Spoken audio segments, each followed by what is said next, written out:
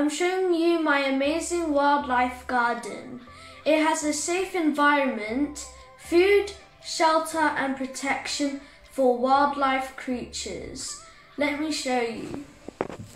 So here is the bog garden for invertebrates like frogs, tadpoles, or things that live in the pond. And around the bog garden, there's the stone pile. And between the stone pile, there could be frogs or those wildlife creatures to hide between the stones so they can have a safety hideout. Also lily pads for toads or frogs to go there, and maybe the fishes could hide under the lily pads for shelter, or they maybe could eat the roots if there's any food for them. And near the bog garden, there's a frog hotel, and the frog hotel is for when the frogs get out of the pond, when they turn from tadpole to frog, they could go in the frog hotel where they can live in there. And there's also a bee hotel near it. Maybe the frog would like to eat them. And also near the bee hotel, the bees inside them could go to the bee lawn or the flowers around them, and it can maybe pollen the different types of flowers in the bee lawn. And the bee lawn could also be different insects can hide here. And also in the bug hotel, there could also be some bugs that the frog could eat.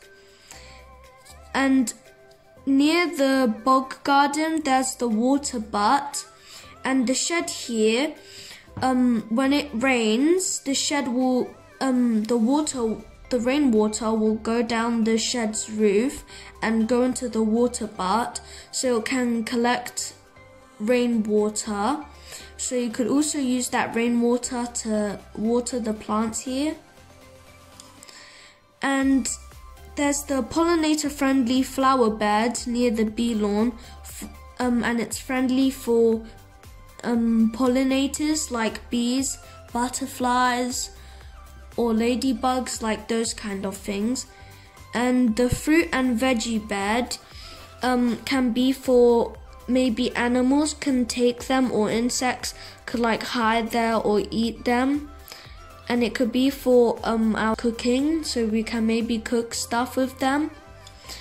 And the fruit and veggie bed, and the animals, the wildlife could take it, like this cute bunny here holding this carrot, which the bunny got from the fruit and veggie bed. And also in the bug hotel, there could be bugs or insects can live there, like bees or ladybugs or butterflies could live here, and also wasps, so maybe the frog could or toad could eat it. And here is the wildlife hideout, and the wildlife hideout could be for any type of wildlife, like mammals or insects or bugs, or anything could hide in here. So it's good for everything. And there's also a wood pile, and the wood pile is for maybe centipedes, or maybe beetles, and they can hide here. And also worms could be there for the existing compost bin, and they could hide here. And there's holes in the wood pile, and this is a dead tree here, so it wouldn't harm a real tree. So maybe other wildlife could go in that tree for food or stuff. So you have to pick a dead tree, not an alive one, because that'll harm wildlife. And there's also some sticks here and twigs where the ground insects or bugs could hide in here. And there's also the dead wood habitat with the wood pile. And here is the existing compost bin, the leaf mulcher and the new mulches. So you can get the worms from here or anywhere, and you can put in the existing compost bin. And you could use that existing compost bin to plant things, and you could use the water butt to water them.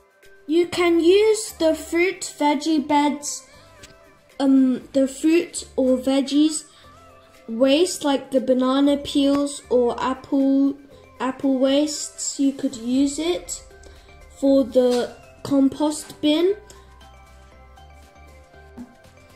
So here's the wild area, these colourful flowers here.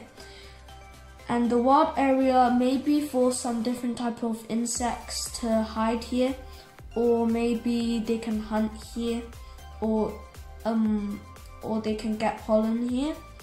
And here is the climbing plants, like beanstalks, like long climbing plants for maybe butterflies to lay their eggs under one of the leaves, or for caterpillars to eat on, or insects to climb up the climbing plant.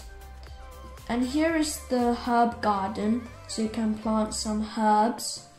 And here is the hedgehog home, where hedgehogs can go inside this tube and live here. And here's the bumblebee nest, where bumblebees can live in there. And here's the mini meadow. So the mini meadow is good for pollinaires, so they can pollen the meadow, and it's really good for cats and dogs to like play around in here.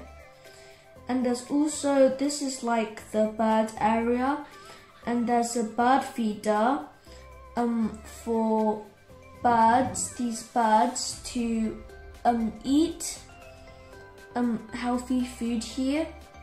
And you could also use the seeds or nuts that you plant here in the veggie bed, and you can make the seeds and also put it in the bird feeder, because birds like to eat seeds.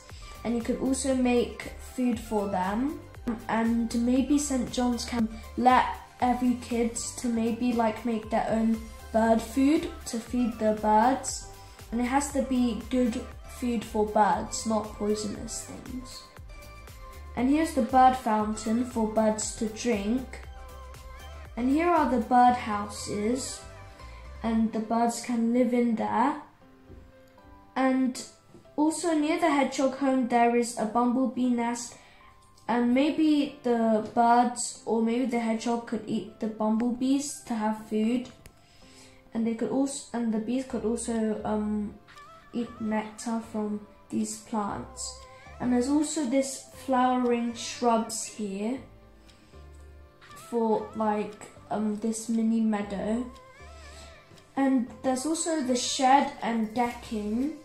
And this dark green X means tree. So there's loads of trees around, so it's good for wildlife. And inside those, inside the like dead trees, but not chopped trees, inside the dead trees, you could cut a hole in there for maybe an owl or squirrel to go in there for them to live there. Hope you like my wildlife garden.